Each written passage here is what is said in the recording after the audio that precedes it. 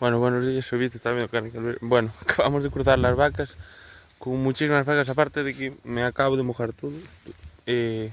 Llevamos 3 días de tormenta y como sabéis el short anterior que cambié las vacas, las cambiamos ahí para la zona de la carretera que tuvieron 3 días de pasto.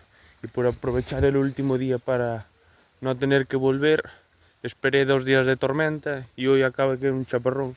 Estamos seguido de tormenta, pasamos de muchísimo sol, ahora ha seguido llover y llover y llover, no se ha acabado de ensilar y tormenta tras tormenta.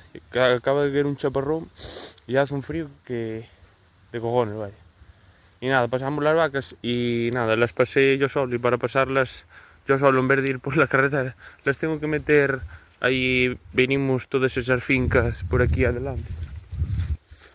Pero bueno, os voy a enseñar lo importante. Cruzo toda esta finca por delante, pero en esta finca que hay una entrada que nace ahí una fuente en invierno, está malísimo. Y hay una ciénaga que las vacas no, como veis, por ejemplo el toro, estas vacas grandes, si os fijáis, tiene las patas manchadas de barro y tal, pero sabes, como mucho hasta el pecho así. Pero bueno, hay muchísimo barro.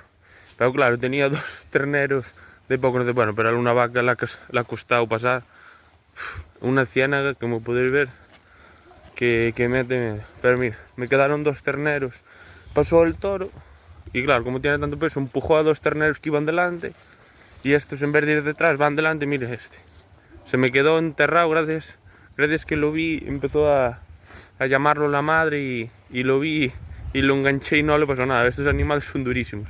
A este y a aquel de ahí. Bueno, esa mira es más grande y le está fastidiando la leche al pequeño. Su hijo es el que está ahí por el lado. Y la otra está por atrás, que no lo ve la vaca. Pues estos dos, ese que lo tengo ahí sin chapas, que no hacían hace poco, pero bueno, está bien. Estos animales son durísimos.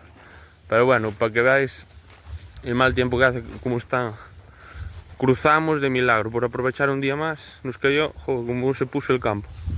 Y cruzamos, los más grandes cruzaron bien, los terrenos más grandes. Pero este más pequeño, casi entre la vida y la muerte.